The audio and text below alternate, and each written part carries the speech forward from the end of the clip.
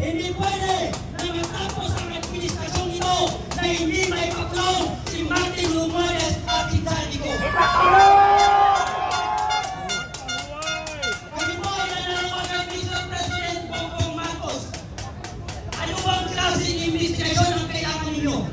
Hindi ba sinabi na ng Vizcaya family? Hindi ba sinabi na ni Congressman Toby na sangkot sa pagnanakaw si Saldico pati si Martin Romualdez? Anong investigasyon ba ang kailangan? Ang taong bayan, hindi naniniwala Bongbong Marcos na may patutunguhan at may mapupuntahan ang investigasyon ito. Paano naniniwala ang taong bayan na may mapupuntahan ang investigasyon ito kung ang nag-iimbestiga ay sangkot sa nagawang sa gobyerno?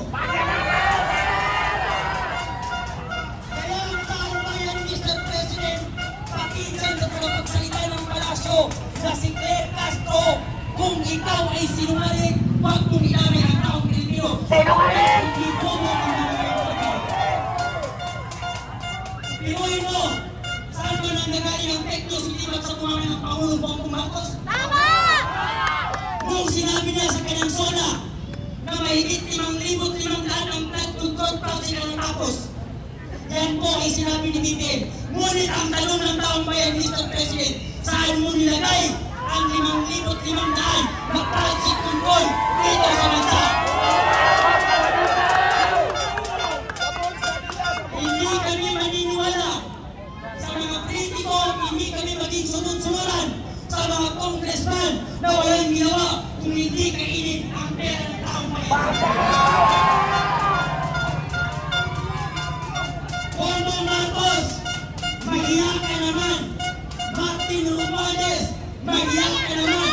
Pati ikaw, Saldico, mahiya kayo. Pati sa mga anak ng kontraktor at politikong kumakain sa pera ng taong bayan. Pinuhin mo kung gaano kawalang hiya ang mga anak ng politikong kurakot pati anak ng mga kontraktor.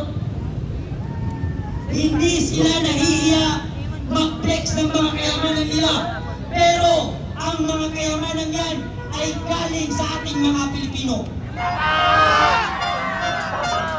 Tignan nyo si Chela Alonte, pati si Karin ko, kumakain sa ibang bansa, nagkakahalaga ng 759,000.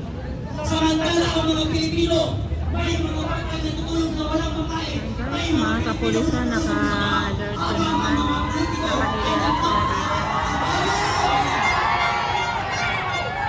Mga kapatid kong Pilipino, lahat ng sangguniang kabataan, mga youth leader at taong mamamayan sa Pilipino, huwag na tayong magbili-bilian, huwag tayong magbulag-bulagan sapagkat napakatagal na nilokohan tayo ng gobyerno ng Pilipinas. Tama na ang nakawan! Tama na ang korupsyon! Mr. President, hindi nyo na po mabubudol ang Pilipino sapagkat ang mga Pilipino ay hindi po kaya po.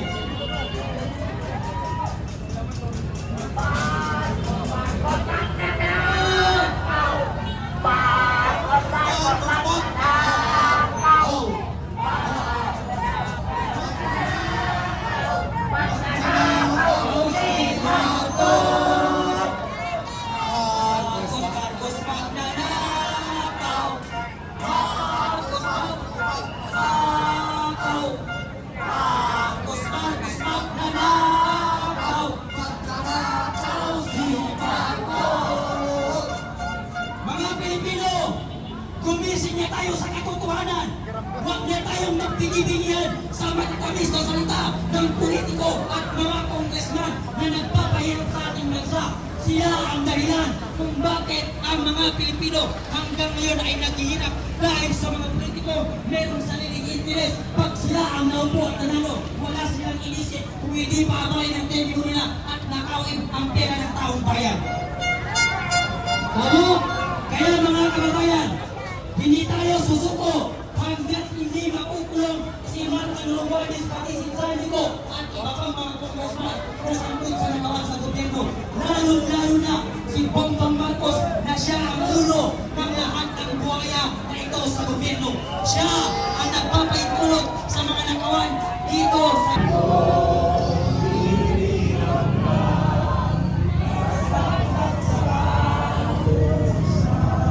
Sabay-sabay tayo!